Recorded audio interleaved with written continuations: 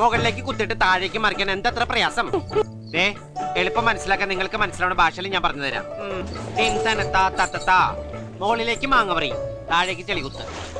മാങ്ങപറി ചെളികുത്ത്, മാങ്ങപറി ചെളികുത്ത്.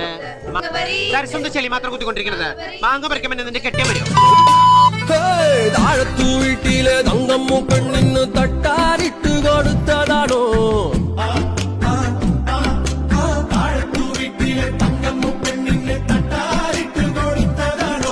കാണാഞ്ചേലുള്ള കത്തിപ്പുള്ളിനെ കണിയാരിട്ട് കൊടുത്തതാണോ?